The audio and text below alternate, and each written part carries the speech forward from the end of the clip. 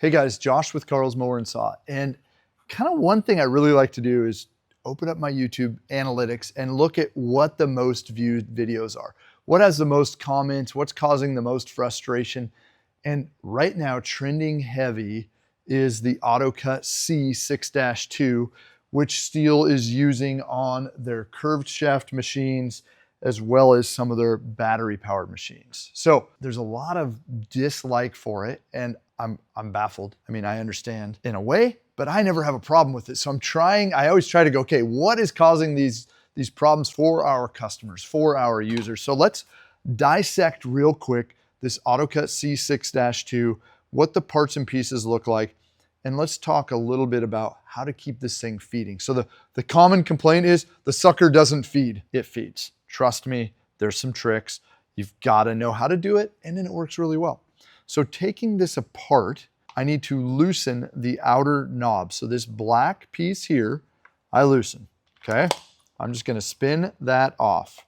And as it's loosening, you'll see this white, gray inner is starting to come out, okay? It's gonna not come out usually all the way because the line or the dirt and grass that's built up in it will hold it in, okay? So first of all, if this doesn't want to loosen, or you've loosened it and you're like, man, that outer is all the way loose, but that's not coming out, what I'm going to say is take now the white and twist it.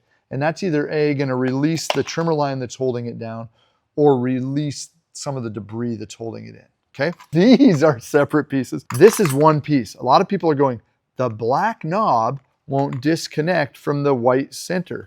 This is one piece. It's not made to disconnect. If it is ever stuck in, it's not anything to do with the black knob. It's more than likely because you have debris built up on the white area, which happens. I'm out there flinging crap around. I'm cutting in the dirt, the grass, wet, dry, juicy grass, and it sticks, okay? So that naturally happens. Okay, let's talk about how to load it. And we've gone over this. This is an easy load head, right? It's not designed to be taken apart and loaded.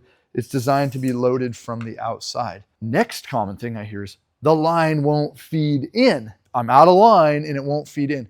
Why that happens usually is you're actually not all the way out of line.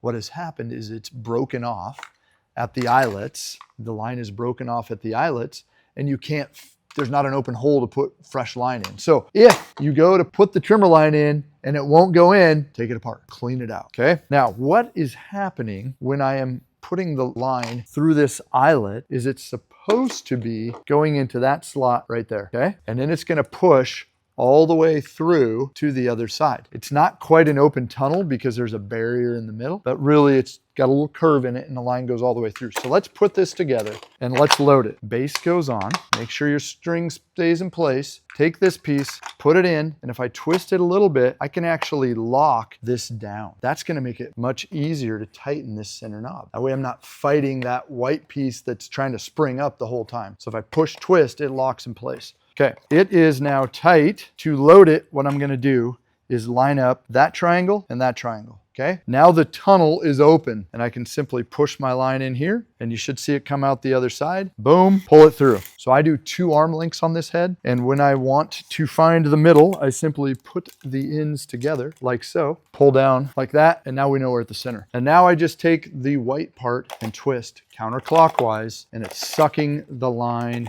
in, just like that. Got it? You see it getting shorter? Okay, next common problem, right? We know how to take it apart. We know why it won't feed it in.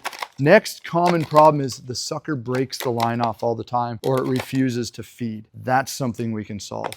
We want to use fresh trimmer line. Trimmer line will degrade. It will dry out. It will become brittle. It will melt easier. So fresh trimmer line, and really we want to use a rounded trimmer line, something with strong, sharp edges, diamond, square, star, all those edges catch on each other when they're spooled on top of one another. So stick with a round, stick with a fresh, and the next thing is tap it more often. Keep on tapping, baby. Keep on tapping. A lot of people will allow this line, which is supposed to be running out this long, right by this cutter. You see that? They'll allow that line to get about that short, okay? Here's what's happening the whole time this is spinning and hitting stuff is this trimmer line is going in and out, in and out, in and out, in and out, in and out, in and out, in and out, and it's causing friction, friction, friction, friction, friction, and it can melt the line. The other thing is not only is it wearing on the tip, it's also wearing at this eyelet. So it's rotating in this eyelet, and that, even though I may be just hitting light grass and it's not wearing this out, it's wearing it here. And all of a sudden, boom, the trimmer line breaks off and you're like, holy crap, what happened? I had 6 inches out there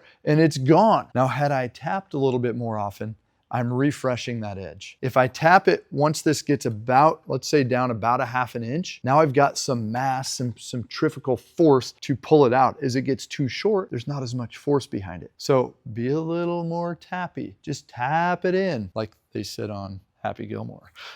Just tap it in. No, tap it more often. Don't be afraid to. You will learn your limits. You know, there's guys that go nuts on tapping it where they're running through the line in 30 minutes. I can go several weeks without running out of trimmer line, a couple hours worth of trimming, and have my right tap procedure and never have this head act up on me. Okay, good line, round line, tap it more often. For more information, if you're pulling your hair out, stop by Carl's Mower and Saw and allow us to work with you and learn how to use this head properly. I think you can get along with it. In fact, I know you can get along with it. It's not a piece of crap. It's something that works. We just need to figure out how to make it work best for us. We'll see you soon at Carl's Mower and Saw.